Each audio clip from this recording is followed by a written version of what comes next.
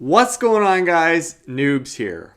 Well, Nintendo has announced that Miiverse will be shutting down November 7th, 2017. It's sad times, end of an era. Miiverse, of course, being the social media platform that Nintendo developed originally for Wii U and then later brought to 3DS and browsers. Miiverse was this sort of Twitter-ish, I guess, platform that lived inside Nintendo systems. It was integrated with a ton of games. You could use it to interact with your friends, send messages back and forth, both text and drawing. Or you could engage in all these sort of communities. There would be a community for each new game, or sometimes it was some other theme. And then you could all just get in there and talk about the specific theme. So it was a pretty cool concept. It was a very Nintendo take on social networking, I guess. But I think that what made it interesting and unique was also sort of its downfall, or its downside at least, because if people are posting on Miiverse, they're not then sharing that Nintendo content on Facebook and Twitter and everywhere else. And of course, those kind of posts act as ads of they advertise like, hey, my friends are playing this game, kind of might bring you in, right? Well, if they're all just on Miiverse already, it becomes insular and, less communication happens with the outside world. So I thought today we would take a little bit of a look back at Miiverse, as well as some of the Wii U's other features and functionality, because some of the other features are winding down as well. But starting with the big one, Miiverse.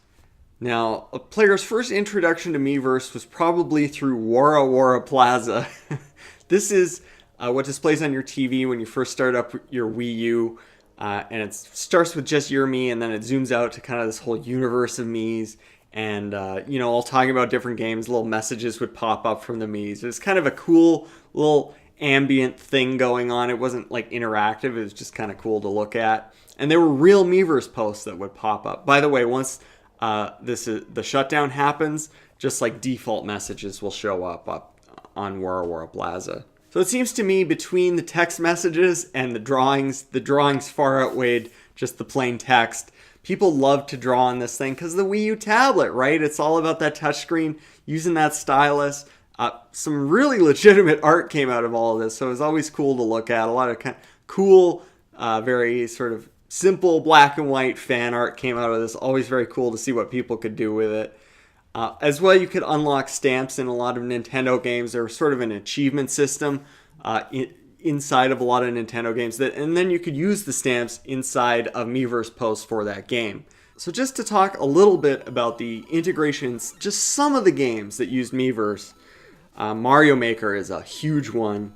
You'll still be able to share levels, but you can no longer comment on them. And this was kind of, I don't know, I guess it was cool, but like you could turn on display of Miiverse comments on your Mario Maker levels as you ran through them, and you could see all the other users who had commented like, don't go here, like I died here, or just random stuff, right? So playing through really popular levels became this kind of crazy thing where it was almost like this whole like living internet forum that you're just running through as Mario. It could be pretty wild. Of course, Splatoon used them a lot. You would see a lot of posts come up in that main plaza in Splatoon, and you're not going to get to see those anymore.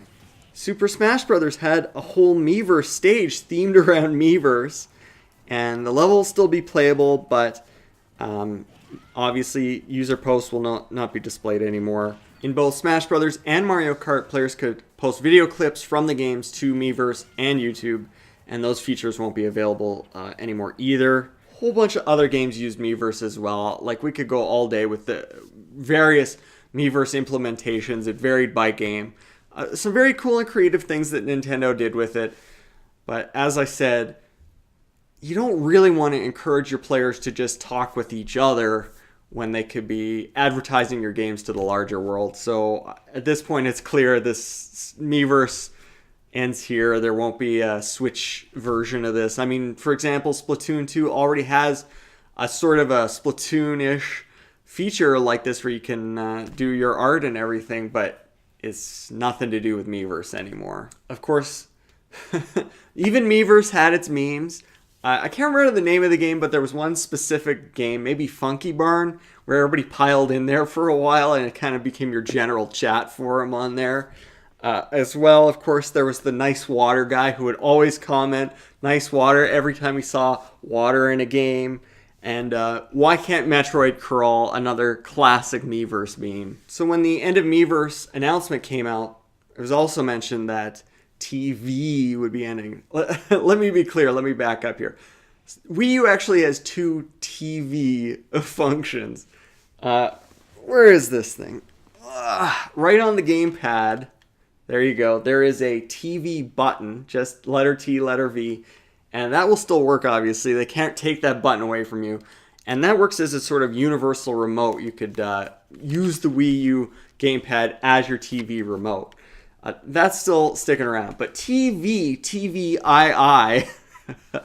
was its own service that, by the way, already shut down in North America a couple of years ago, never came to Europe despite repeated promises, and is finally being shut down for Japan along with this Miiverse shutdown. And what TV is, or was the service that would collect all your TV listings from various services like your online streaming services, and you could just look up a show you might want to watch and pull it up from there. So kind of convenient if you actually bother to use it. I don't think I ever opened it. And then there was some other functionality where the gamepad acted as like a second screen. You could like look up information about what you were watching, or I think there were some interactive things they sometimes did. I never touched it. Also ending with the end of Miiverse is Wii U Chat. This is the video chat functionality that was included on the Wii U, where you could use the camera on the gamepad to sort of like video chat, like FaceTime with your Wii U friends on there, make calls to each other. Never used it myself. I don't know how much use it got from anybody else either, but it was in there, whether you knew it or not. Here's another feature that only briefly existed, Wii Street U. This was a collaboration between Nintendo and Google, where you could actually sort of walk through the Google map on your Wii U tablet. Here's a personal hobby of mine, hopping on the computer, kind of going for a walk on the street view on Google Maps. It's basically what this was on your gamepad. That did not last very long. That shut down a couple years ago. Of course, the Wii U, unlike the Switch, had basic streaming services that you would expect, like Netflix and YouTube and a few other things. It also had an internet browser, unlike the Switch. And, it's a totally usable browser, but it had this curtain functionality where you could hide what website you were loading from the TV viewers and then surprise them. So great troll potential there as you're sort of finding something on the gamepad and then showing it to everybody on the TV. A lot of fun to be had there. Then we had the daily log. This is what you could go into to check out your gameplay stats.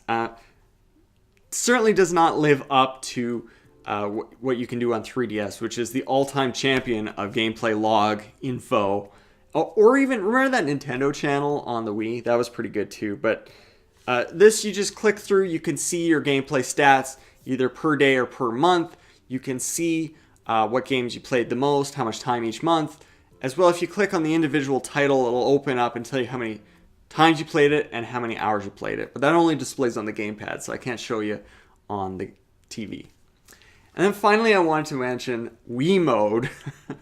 So this is like a channel that displays on your Wii U, and this is how you actually access Wii functionality, the backwards compatibility on your Wii U. Instead of just integrating all of your Wii purchases and Wii software onto the main Wii U front and then, kind of combining the storefronts as well, Nintendo opted to put all that Wii stuff inside a special Wii mode that you have to boot into from the Wii U. Very strange. And it requires a Wii mode as well, which is annoying.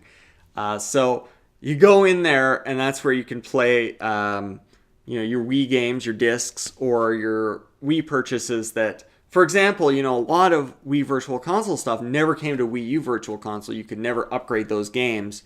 So if you wanted to play some of those Wii Virtual Console games, you had to boot into Wii mode and then play them through that. Very strange, very annoying system. And Nintendo has announced, this is thankfully not not for a while, but on January 30th, 2019, the Wii shop will be closing down, which is its own separate tragedy in addition to all this other news, because as I said, there's so much stuff, especially so many virtual console games that just never made the jump. And as we all know, there's no virtual console on Switch yet either. So we may very well lose any legitimate way to buy a lot of these virtual console games that never made the jump to the Wii U or any other platforms. So there we go, guys. The end of Miiverse, along with Wii U Chat, and for those of you in Japan, TVii as well. But of course, these other services are sticking around, at least for now, including the Wii U eShop. And really, they can't take away your games either, can they? But, this is still an important marker, I think. Wii U winding down for good. It's sad to see it go, but, I think what all of these services show, and really the lack of success or mainstream interest in most of these services, it goes to show you that the Wii U was a system that lacked an identity. All of these services were so all over the place, and they never really found an audience for the most part, aside from Miiverse. I think it really is representative of the whole issue that Nintendo had with the Wii U. And, I make fun of Nintendo for no browser or no YouTube or Netflix on the Switch yet, but, it's clear that they've got a much stronger vision with the Switch. And I think they're being rewarded with how successful the Switch has been so far. So yes, it's sad to see Miiverse go. And Miiverse, I salute you. But you know what? I think I think it is time for Nintendo to move on. So guys, let me know what you think about Miiverse and the other Wii U services. Did you enjoy any of them? What are your favorite Miiverse memories and Miiverse integrations with different games? Let me know in the comments, and thanks for watching.